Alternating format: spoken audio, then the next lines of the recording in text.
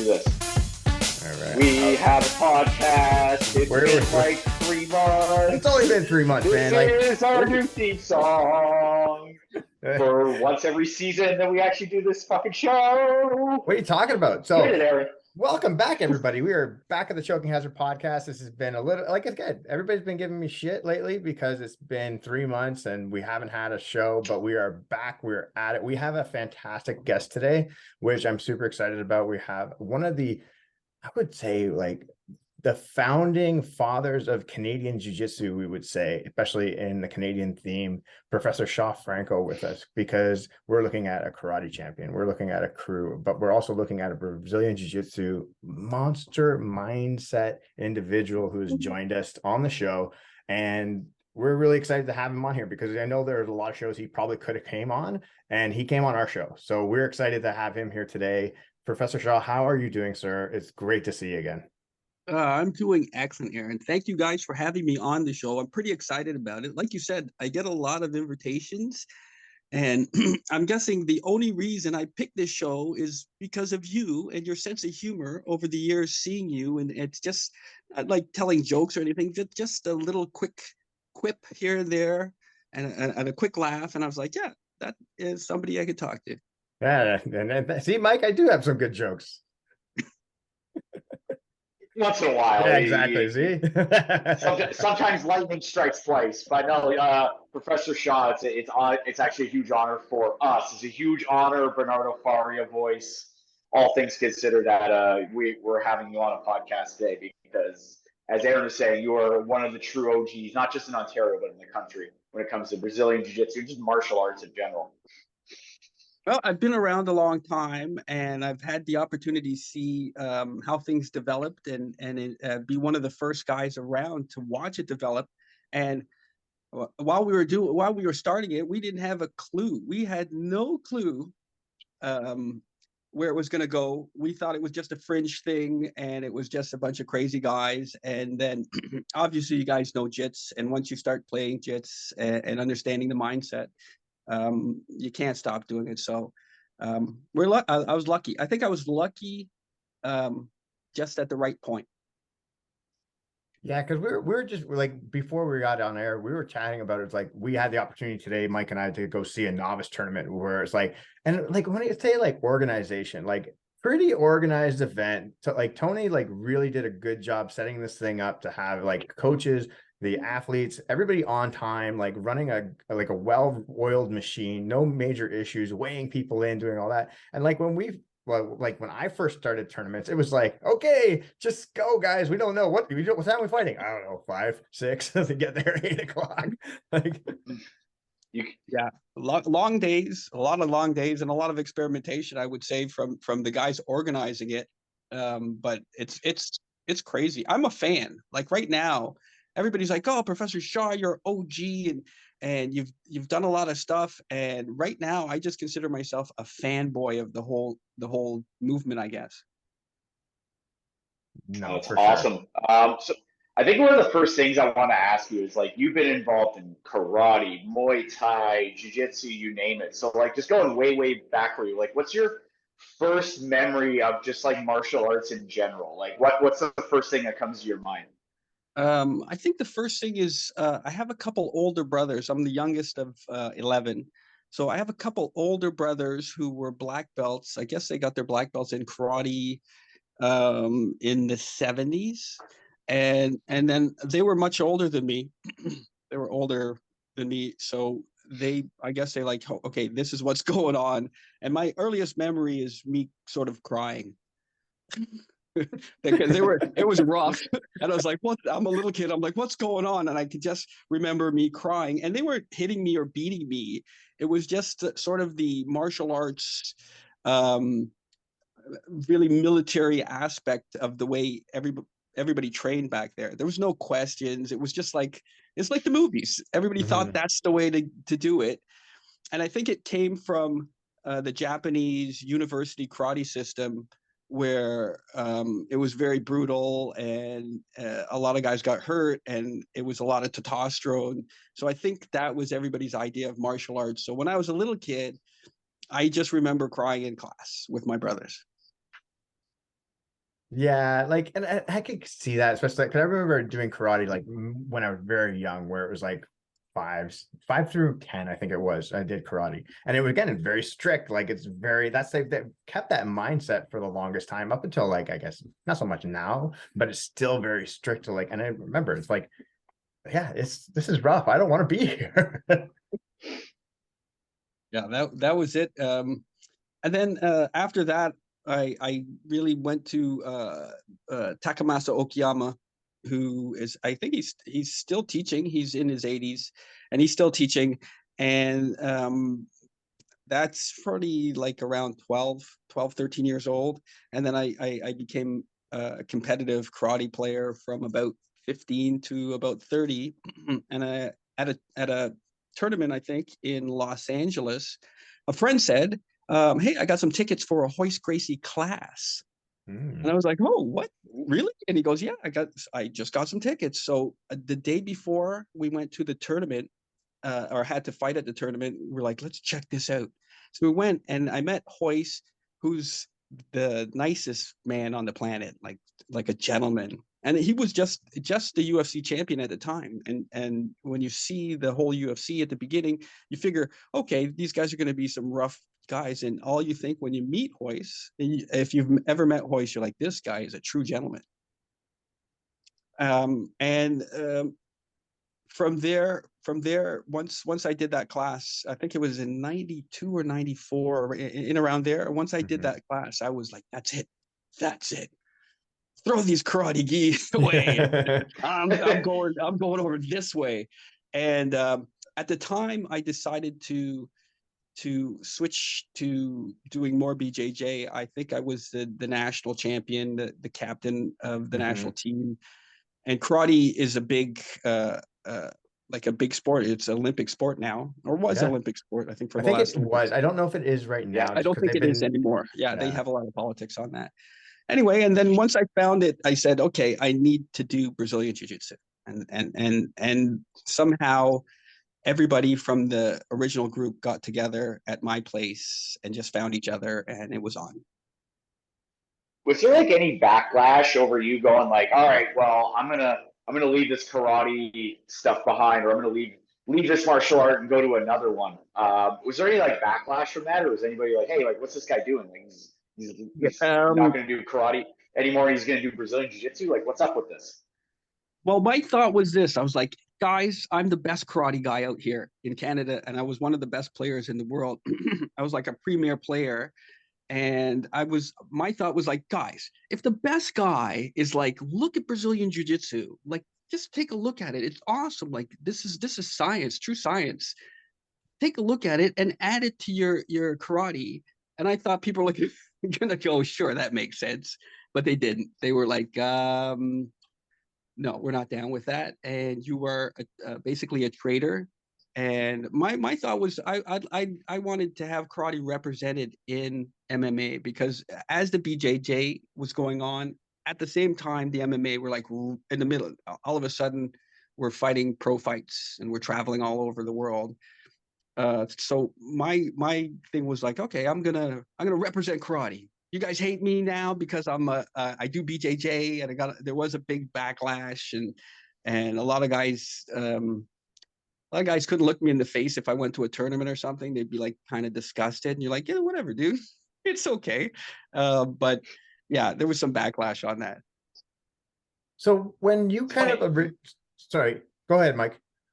It's funny just like listening to that, where it's like, oh, like I'm gonna not. Where it's like, hey, like I'm gonna add Brazilian Jiu-Jitsu to my striking, or I'm gonna add Brazilian Jiu-Jitsu to my karate or Muay Thai. Isn't that basically like MMA now?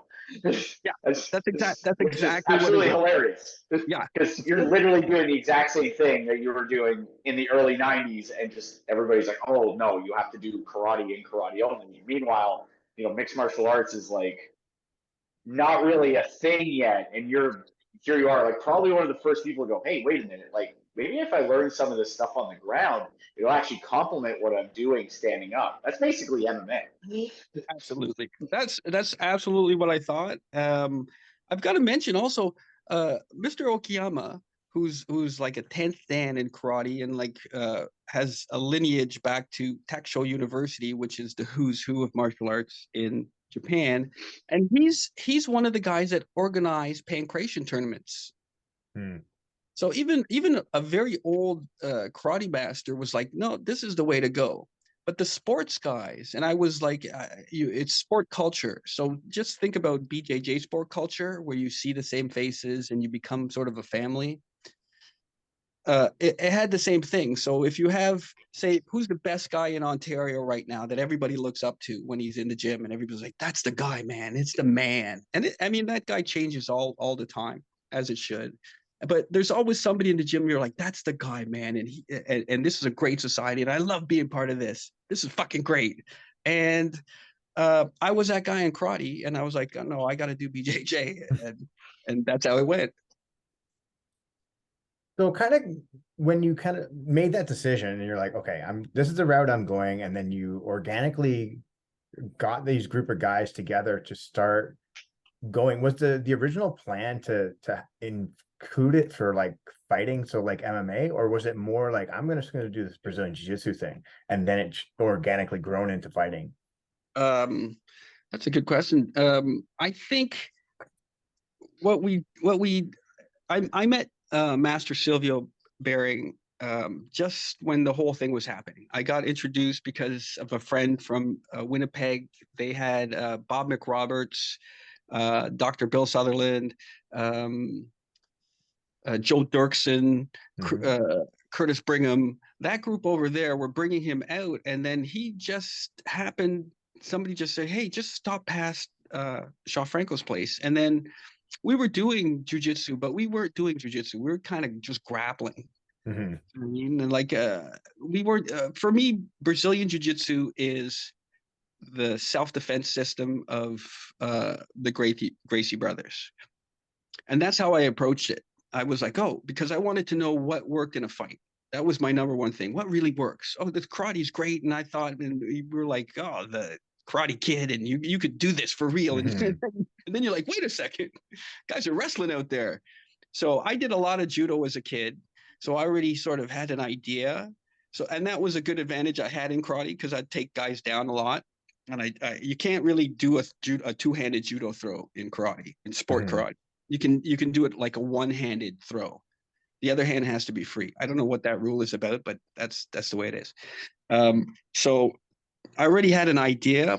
And on top of that, my karate teacher himself was like, listen, you got to do more stuff. And I think if you go, his name's Concho Okiyama. If you go on his Instagram or TikTok, he's got like 100,000 followers or something.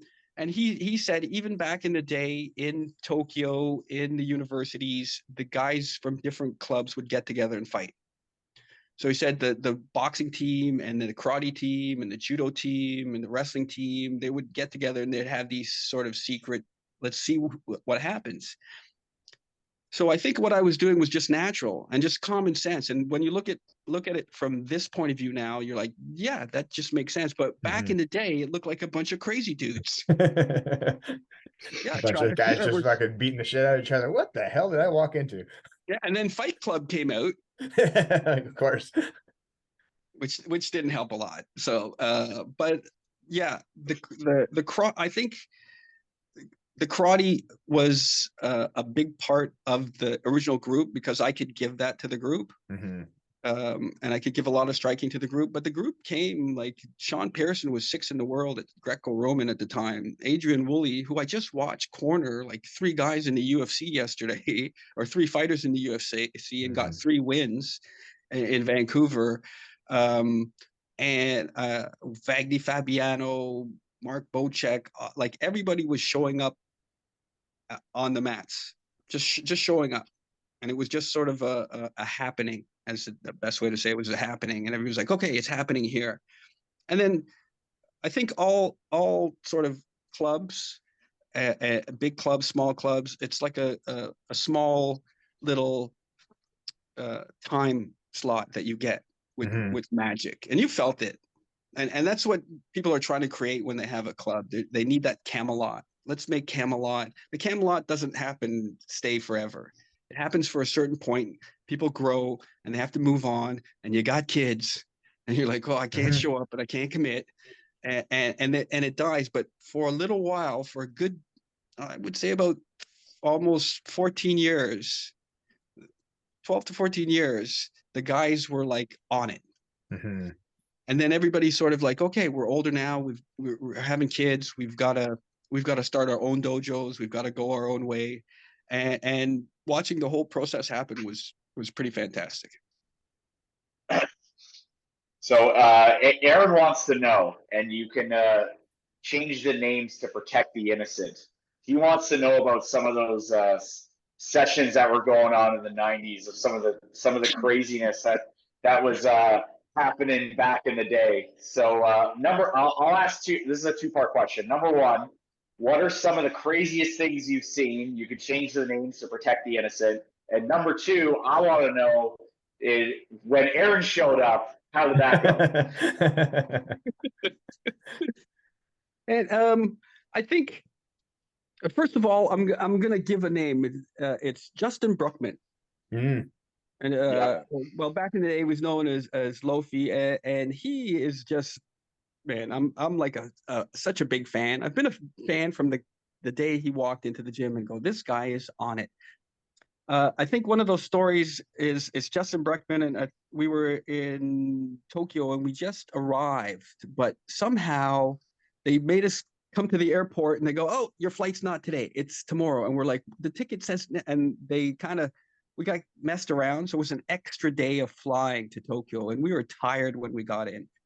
And I'm a bad sleeper. I'm an insomniac, so I don't sleep a lot. But Justin was, he's trying to get ready to make weight, and you fly in. It's really hard to make weight after flying that long. Like, your body just holds on to the water. And so we go into Tokyo Green Hotel, and we get there, and it's near the Kodokan, and it's like, man, you're just like, this is a dream. This is fantastic. But we're tired, and we get up to the third floor in our room, and we go in our room, and we the rooms are very small in Tokyo. Like, you can touch the other guy on his bed. You're like, hey, how's it going? And we're like, we're kind of checking everything out. Oh, there's some robes and little slippers, and it's very Tokyo. And we start settling down, and Justin passes out after about an hour of just like, okay, after you get rid of that traveling shake. And we're just sitting there, and I was reading, and he's sleeping, and the door was ajar. We didn't think to close it, and this naked Japanese dude walked in. Yeah, straight up. Yep. I can't even, that's the best way to describe it. Naked Japanese gentleman walked in. And so we've got these two small beds, and he's standing like right in the middle at the foot of our beds. And then I sort of look at the guy, and he looks at me, and I'm frozen.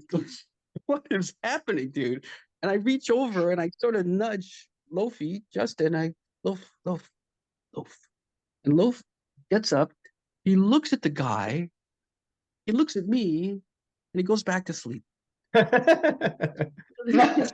it didn't affect him at all. And then the guy looked at me, and then he bowed, and then he left.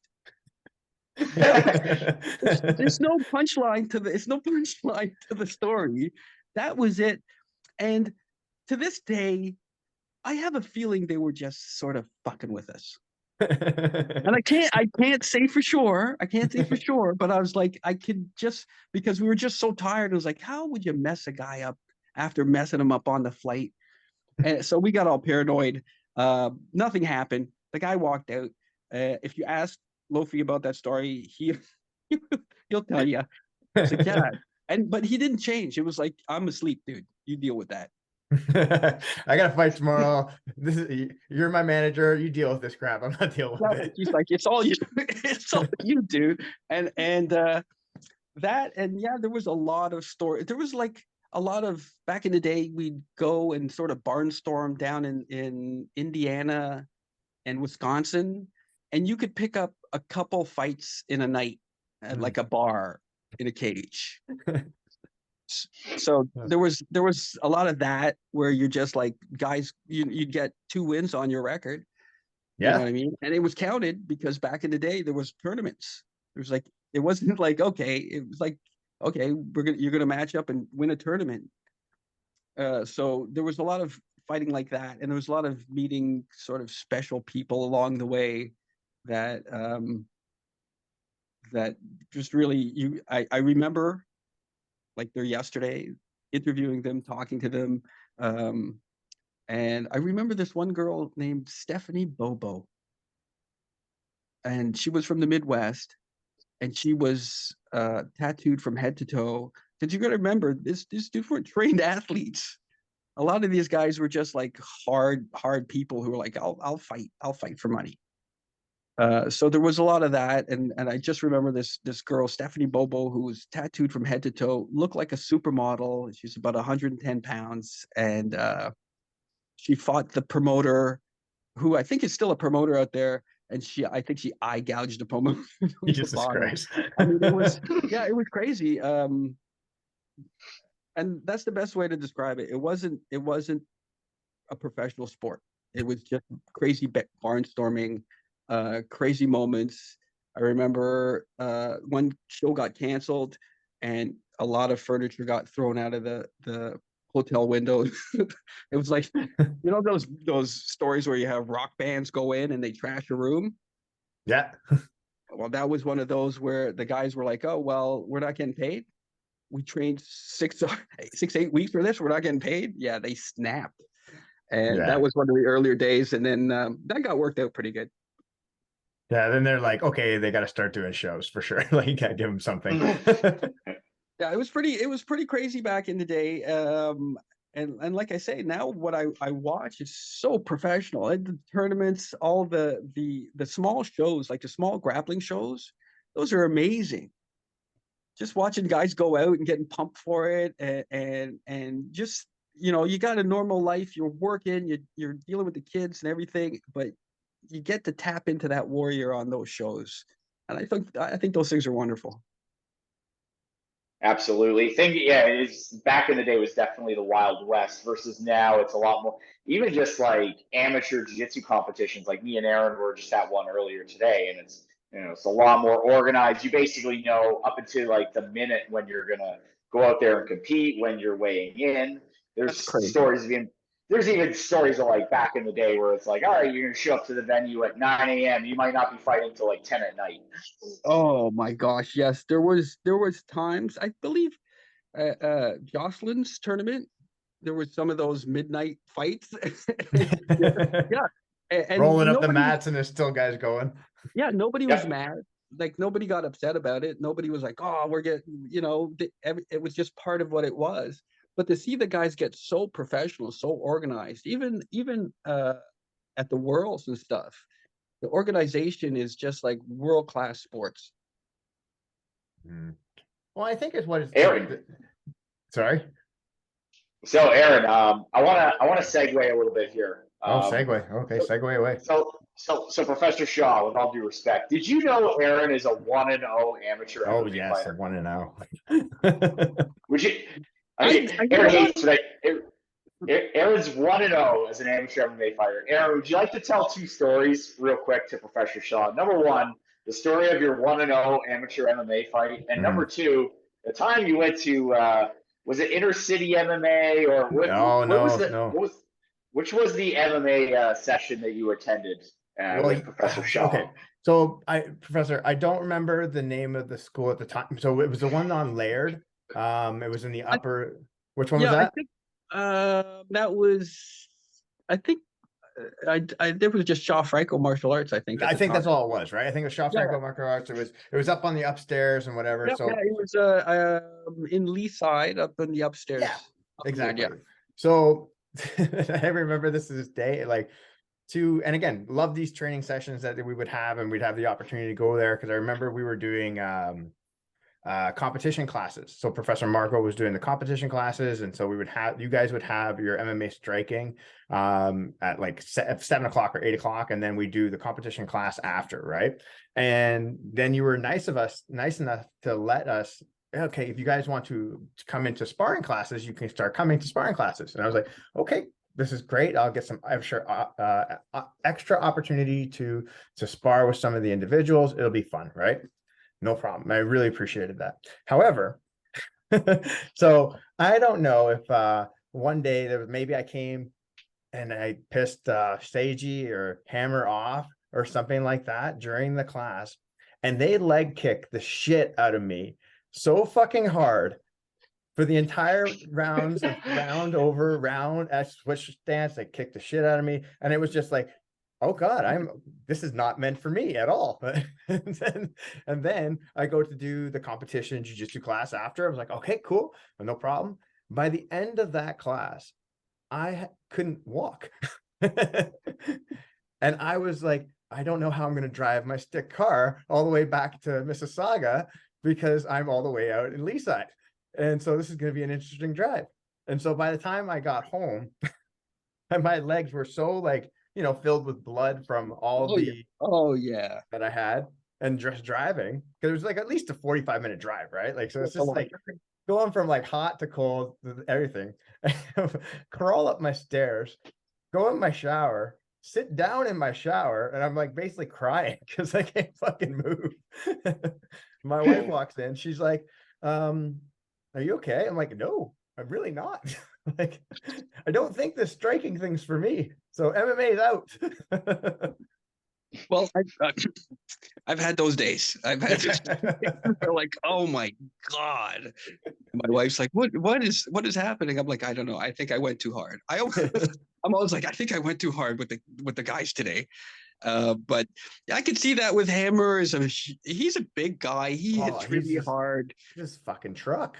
Yeah, and Seiji's, his striking was his top notch. I think he got a lot of kudos for his grappling, and he's a great grappler and a very good black belt. But his striking was very good. He had what we call the Japanese hips, like he could just pop his leg up like it was nothing. Mm-hmm. But yeah, I could see you getting leg kicked by those guys.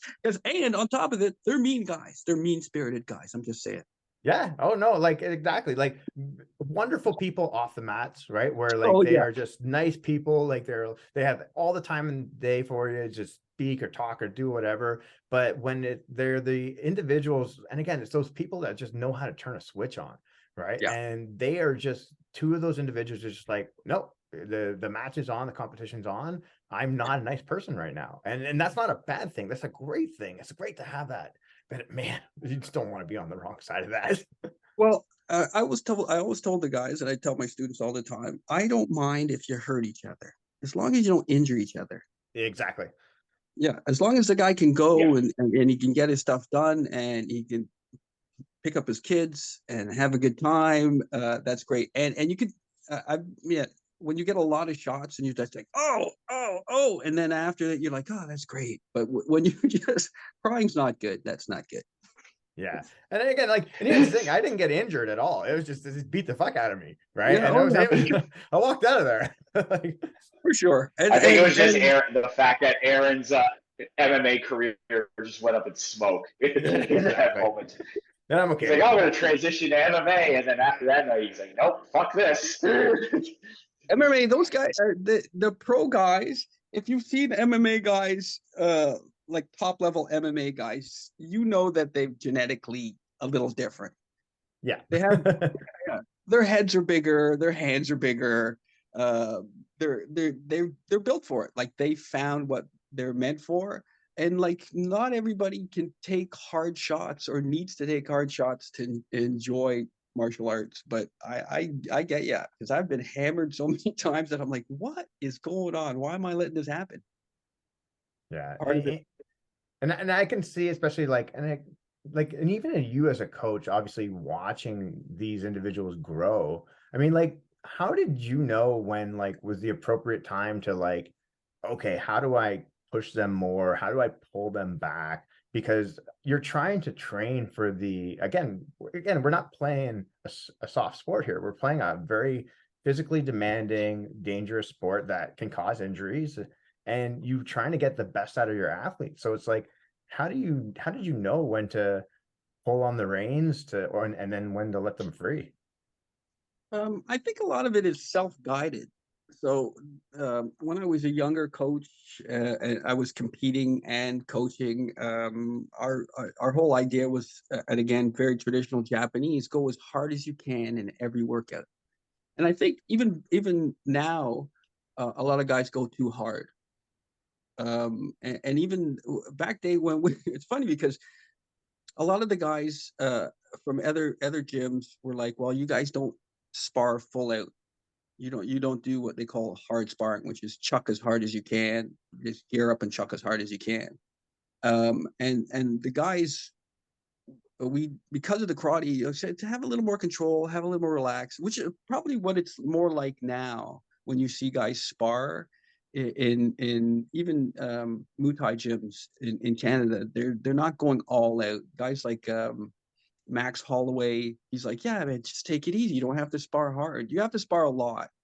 You know what I mean? And then to step in with a bunch of savages off your first day, and they're not going to step back for sure. They're just going to turn it on you.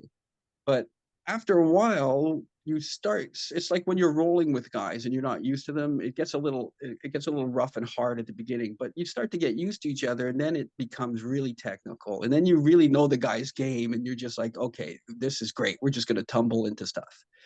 So if you had more time with the guys to spar with, I'm sure it would have went easier than that, but like that was a hard way to start off.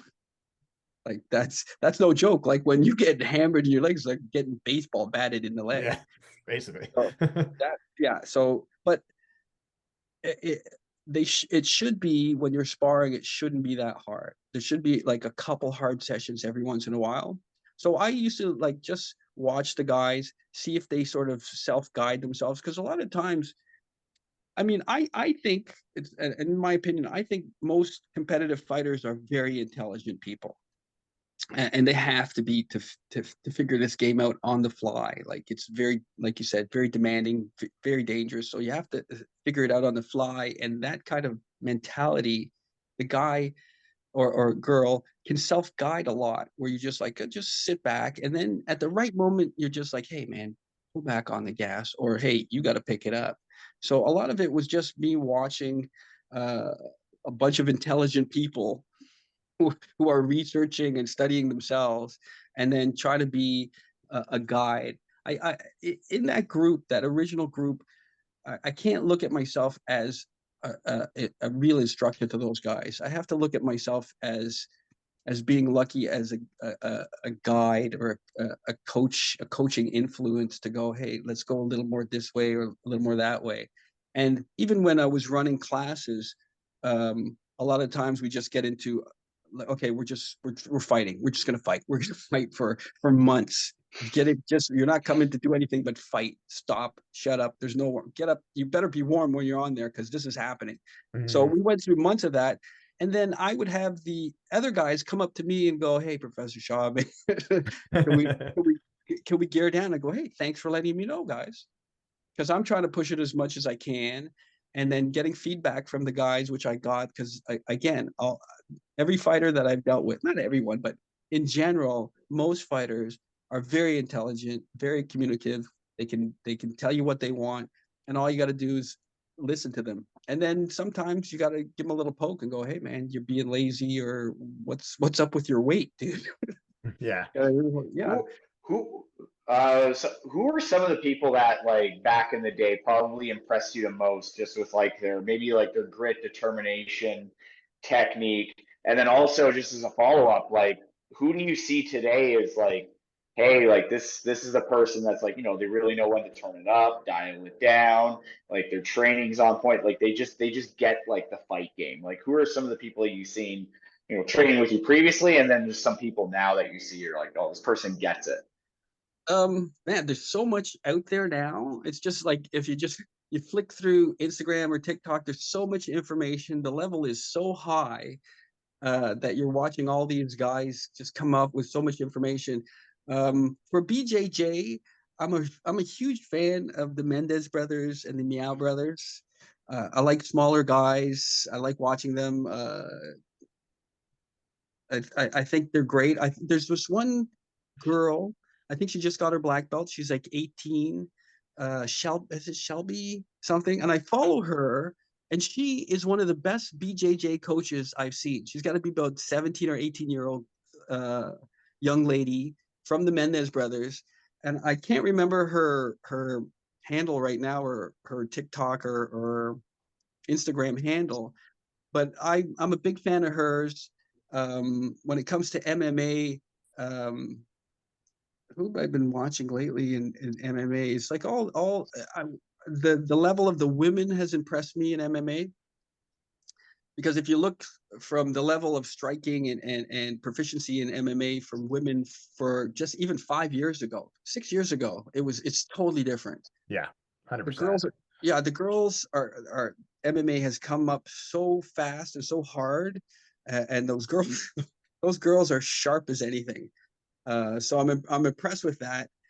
Back in the day, the one guy that everybody I know says is made out of something different. I don't know what they made this guy out of it, but that's got to be Richard Nanku.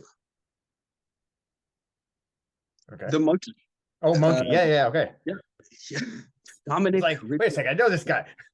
Macaquinho Safado. Yeah. Richard Nanku, because his mental. I don't know if he's gonna. I don't think he's gonna care that I tell you a story. This is really, in a nutshell, his attitude towards training.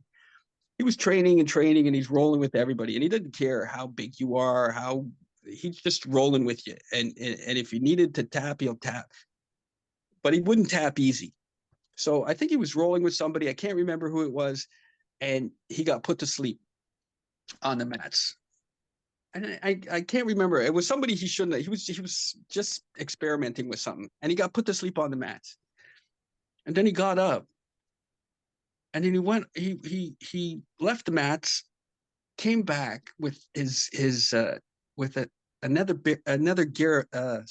pair of gi pants, like a different pair of gi pants. Took the old pair and wiped up the puddle of piss that was on the spot. Took those, put it in his bag, slapped the guy's hand, knuckled up, and kept rolling. Didn't skip a beat. Wasn't embarrassed. It didn't throw him at all. He was just like, this is what I'm doing. And I've seen him do stuff like that over and over and over again, where he's like, you just watch him and he's so focused that it's a beautiful thing to watch. So he back in the day, him, like all the guys, Justin Bruckman was a beast, Antonio Carvalho, savage, Sean Pearson, savage, Adrian Woolley, Wagner Fabiano used to come out and bang with us, and I'm a huge Wagner Fabiano fan. I think his jiu-jitsu is great, and I think he's a wonderful guy. But that original group, Joe Dorkson from out west, man, that guy is made out of something different. Also, he's a beast. All the guys from TriStar. It's funny because George. It was just like hanging out with the guys that you play hockey with, and we'd all just hang out, and George would hang out, and he we'd just be like guys that competed together. So George was always a big inspiration for us. But there's so many. I'm just a huge fan of the whole MMA world, BJJ, Muay Thai. Like, I just jump around from watching all of this happen. And being a student and learning a bunch of new stuff from people. So when you kind of look at like the evolution, obviously from where it's been, where it is now today, like what are kind of like the things that you kind of want to see, or even think that might even happen with, and I would even put that across the aspects of like the Brazilian Jiu-Jitsu world and also the MMA world, because obviously you see like the UFC and all these, again, other competitive trying to get more mainstream. Like you see UFC basically has an event every month, no matter what, every single time now. It's slowly growing and growing. Like what are your concepts of like things you'd like to see, whether it's between the fighters, between the organizations? I don't know. I think first I'd like to actually see a distinction between the three forms of jiu-jitsu that I believe exist now.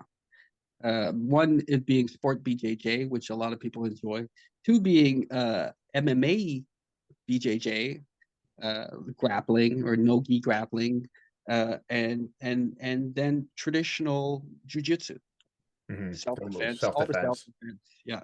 And right, for me and for the longest while, that's been the thing that I enjoyed the most.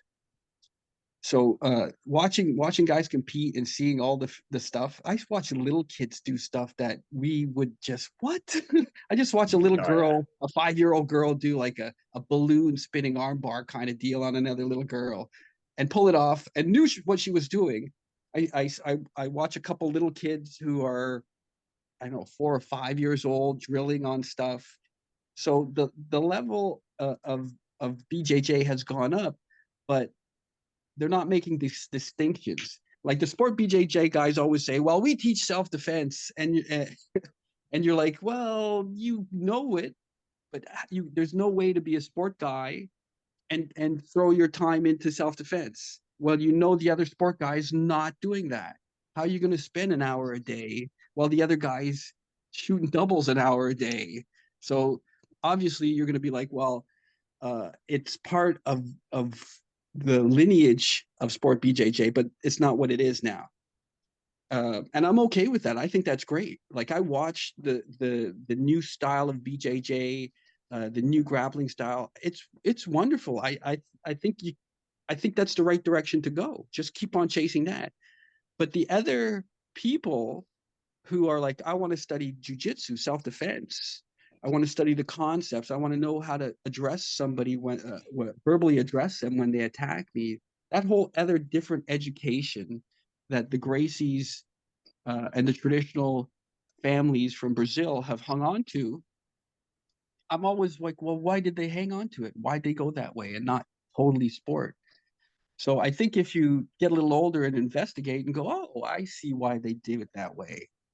But being a sport guy from karate days, I could totally understand 100%. You're like, I don't have time for self-defense. I don't have time. This is what wins, and follow that.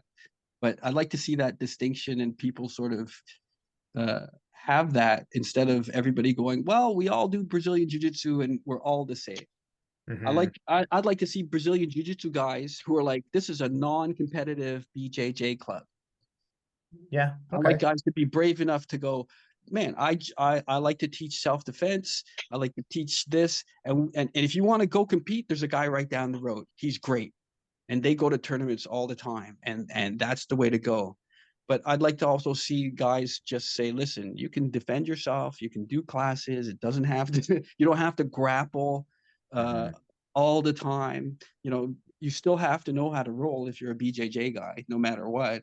But what context? Is the guy trying to hit you? Is he trying to punch you? You know what I mean? A lot of the stuff that's not being addressed in sport BJJ and shouldn't be addressed in sport BJJ has nothing to do with sport BJJ, but other people want to practice that form. And I think that's fine. And then this whole sort of new no gi, I got to juice to the nines, is a whole different I think that's Aaron's current favorite type of BJJ right now. Well, you know what? I'm trying to mix them. So I was thinking about teaching self-defense, but juicing while I teach self-defense. So I can totally yoked when I'm out there. Grab my neck. Grab my neck. You can't grab it. I think there should be like a world championship in that self-defense portion, and then you should just be allowed to take whatever you want. That's exactly it. So I hope I got around to today's stars, like Gordon Ryan. I don't know, what's the Italian kid that fights in one? Oh, Mike Musumeci. Yeah, I like that kid. I think that guy's got some good skills. But man, you always have to watch who's coming up. All those young kids coming up, they're way ahead of the group that was ahead of them. Well, yeah, like exactly what you're saying, because like we're seeing kids do stuff that was like not even a thought process when, like, even when I was being instructed by yourself or even Master Sylvio Behring or all these other individuals before me, that wasn't even a thought process because we didn't, one, not athletic enough, or we hadn't even thought about those types of things now. And now that group has now grown up and they're slowly, there's so much more to the table that's not more available. It's incredible. I've some of the guys who have gone in that direction, some guys went in the MMA direction, but guys like Professor Marco Costa, he's zoned in on that. He's like, okay, sport BJ, and he was one of the first guys. And I believe even back in the day, we're like, Marco's the coach guy for BJJ. I don't know how that happened, but way back in the day, we were like, okay, Marco's the guy for sport BJJ, and he's got a good mind for it. Where I think the other guys were more MMA, they're MMA jiu-jitsu. And Monkey is that bridge because he can do both. Do you know what I mean? But watching the guys specifically play sports, which is a totally different science, I think, than just, okay, you got regular Gracie jiu-jitsu for self-defense, like the Valencia brothers and those guys. But the sport BJJ right now is man, I love it. I love it by the path. I think one important question, I think you touched on it a lot already, but like, do you feel that like there's been like a bit of a loss? Because like, let's say if you're focusing entirely on sport, and kind of the primary reason that I would say like you and maybe a lot of others got into like Brazilian Jiu-Jitsu is to like, all right, well, what's going to work in an actual fight? Like, how am I actually going to defend myself? You brought up the Valente brothers. I think they're probably one of the main examples of like teaching that self-defense, I guess, style of jiu-jitsu. Do you think it's kind of missing in a lot of places? Or basically, as you said, like, you know, if you want to just stick in like, hey, I want to just teach sport jiu-jitsu, that's cool. Or I just want to teach MMA jiu-jitsu, that's cool. Do you feel like like an academy needs to teach a little bit of all three, a combination of all three, or just focus on one? Like, what's your take on that? I think you have to really base it on the group that you're trying to bring together. So if I open a school and my interest is self-defense, I'm gonna get people who do self-defense. And if I do all sport, I'm gonna get the sport guys. So it's how you want to balance it out. I think a lot of the sport clubs, what they can do, I think they should do sport 100% and forget about self-defense BJJ. Now that's I'm a self-defense guy. I consider myself a old school self-defense. We did it because we wanted to know what worked in a fight. My professor, Master Sylvio Behring, he's one of the top self-defense guys on the planet, and I consider him like a brother. So I'm a self-defense guy saying, if you're doing sport, just do sport. Focus on that sport and win and be the best. Put all your heart into that society, into that culture, and do that. And then if I was running a school and I was that guy who had a great sport BJJ team, I would just run courses for self-defense. I wouldn't try to do both. I would have a 12-week course twice a week, or a 6-week course twice a week, 12 classes, cost you this much, come in, we're going to show you how to deal with aggression in certain ways, on the ground, standing aggression, all that kind of stuff, and keep that separate, because your sports guys shouldn't have to be required to do that if they're going to be sport guys. I think that's one of the reasons the Brazilians have the white bar, is like, I'm a sport guy. And if I keep that white bar on, I can't get stripes. Can't get white stripes on a white bar. So if I'm a sport guy, I have to win my next belt by representing on the mats. So I think if the sports guys, instead of going, well, we're just going to touch self-defense all the time, just basically hold courses for people that want self-defense in a shorter term. So the guy goes, okay, that's what I want. And that will probably help the school by drawing guys who feel it. Once you feel it, and you guys have felt it, once you feel it, you're like, oh, I need more of this. Yeah. And then that guy will go into the sport. But having the sport guys have to go, okay, guys, now we do the self-defense. I got to tell you, I've done a lot of gradings with Master Sylvio Behring, and this guy has the best eye. And he would watch guys do their self-defense demonstration, and he could almost down to the day get it how many times, how much they practice. So we'd show up at a big grading, and a bunch of guys would go through their self-defense, and he'd look at me and from the side of his mouth say, 2 weeks. And then he would look at this guy and he goes, oh, no, that guy 1 week, that guy hardly practiced. So it's a lot of people trying to stuff the self-defense in because they got to get it for the grading. And the guys who are grading them, like, these guys aren't even doing it, but they're doing it for us now. You know what I mean? So I think it should be separate. I think you should keep that and have that as different courses, but don't have to force your competitors into that, because the other guys they're competing against don't have to deal with it. They've gotten past it. Mm-hmm. So I think when Sylvio Behring was grading Aaron at a time, he probably whispered to you, and maybe about 20 minutes he was practicing. Yes, about 20 minutes. About 20 minutes. And it's funny because some of the guys, they would do terrible self-defense and then they'd have great rolling. Yeah, of course you guys are rolling. You love the rolling, sure. And then you'd see them try to force it because they had to, because the tradition of it. And it was the same way for karate.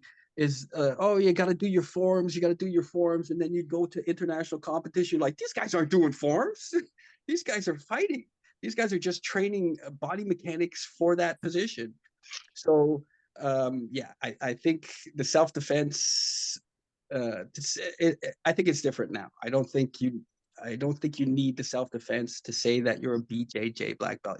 Back in the day, you needed that. If you couldn't show a Brazilian master that you knew the self-defense and you knew it well, they wouldn't give you the belt. Yeah, no, I remember that kind of being the standard, right? And it didn't matter who you were. You had to show your self-defense. If you still wanted to get grading, everybody got graded. You still had to show self-defense that you could do it. But again, you would be a really good roller. And I remember watching like 4-stripe white belt, and it'd be a purple belt, and this guy's not practicing at all. Can't even do like, God, fuck, I had to do this shit. He's not doing nothing. Like, I remember those days. Like, everybody's watching. And again, like, that was the process back then, so you don't question it. But then now that and again, like anything, you grow, right? And now the times kind of change. It's like, yeah, it's too hard to slam all the stuff in there, right? And it depends on how successful you want your school, your students to be, whether it's a sport or if it's a self-defense school. And I think that's where instructors really need to look themselves in the mirror and be like, okay, what type of school do I want to be? Yeah, I think that's it. And like I said, the only answer I could come up with is get some short courses, teach some short courses. And even if you're a total sport guy, you can always hire somebody who's a specialist to do that. Yeah, to come in and do that and watch and learn and make sure the guy knows what he's doing. And it's not just a guy, oh yeah, I'm sure. Because if you follow the Gracie self-defense system, it's exact. It makes sense. It makes sense if you start to play with it. If you move this way or you move that way, if you can remember your first self-defense form, somebody grabs your neck and you kind of duck under, do that little duck under of a choke, or the guys from behind, he grabs you and you bow over and you choke or throw the guy over. If you study it long enough, this is why they have it, and this is what I figured out over so many years. If you study it long enough, it comes back to ground technique. If you can translate a lot of the self-defense into stuff that's happening on the ground. You just have to be willing to go through the experimentation, not just the rote. Like a lot of guys like, oh, do this and that's it.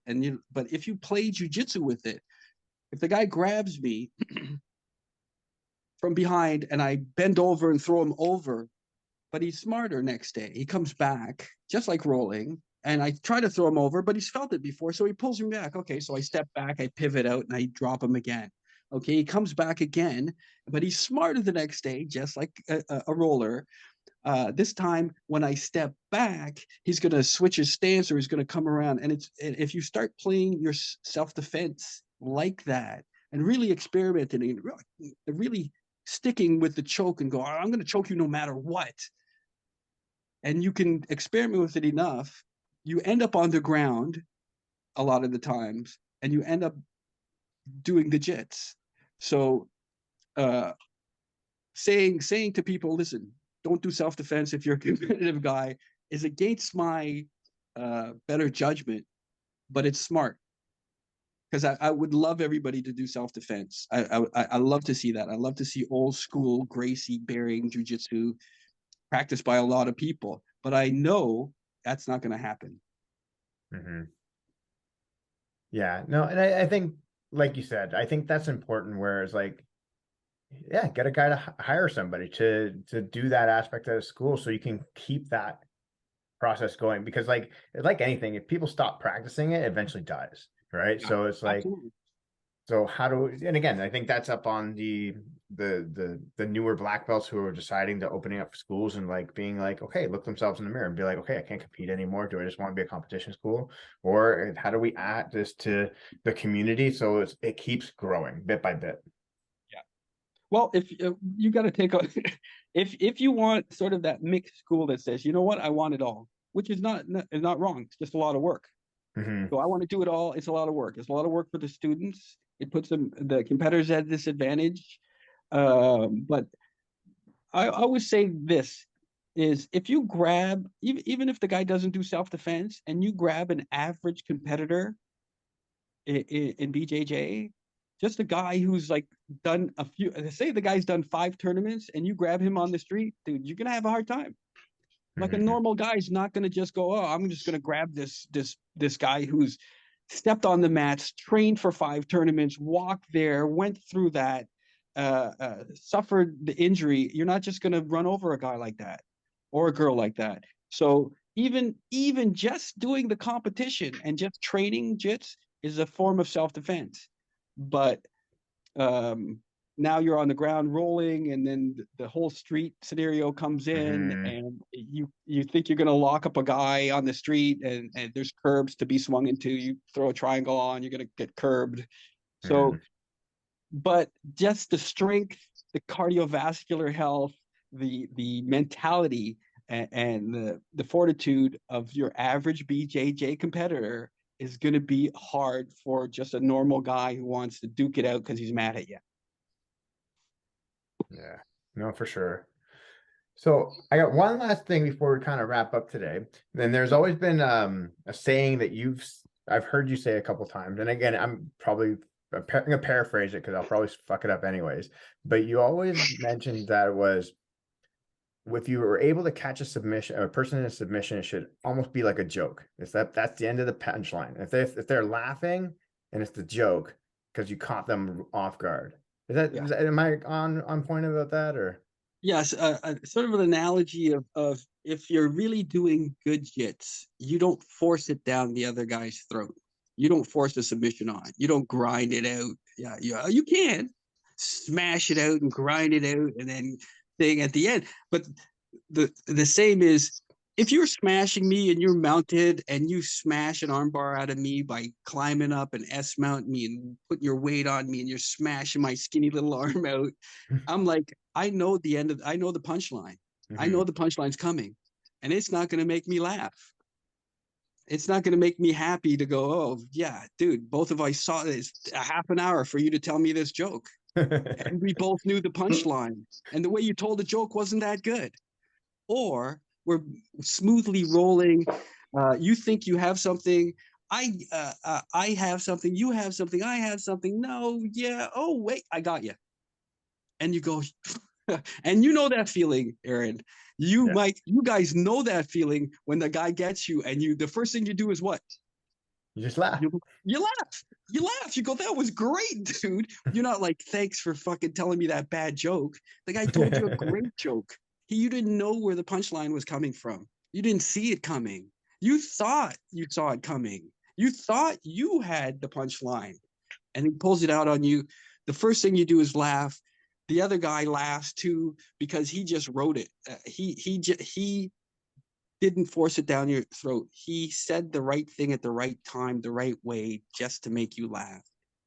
And as you laugh, you're like, yeah, you'd break my arm if I didn't laugh. Exactly. So I always like to play my jiu-jitsu that way. I like to do a lot of just fake attacks. I'll grab your toes for absolutely no reason, and just make a lot of stupid, nonsensical things. And then finally, hopefully, if I'm smart enough, I can hit you with the right punchline at the right time that makes you my friend, makes you laugh, and make you go, you know what, I'll see you tomorrow, dude. That was good. Yeah, and that's the big thing, right? It's like great jiu-jitsu, nobody gets hurt, and everybody's training the next day. Greatest thing in the world, and that's the way it should be. So, whoever named it correctly. Yeah, no. That's always been a saying that's always stuck with me, and I've told that same thing to a lot of different students where it's like white belts, blue belts, and they just get caught and they're just like, they start laughing. I'm like, no, man, this is how it works. That's the fun part about it. Yeah, that is great. I love it that way. No, excellent.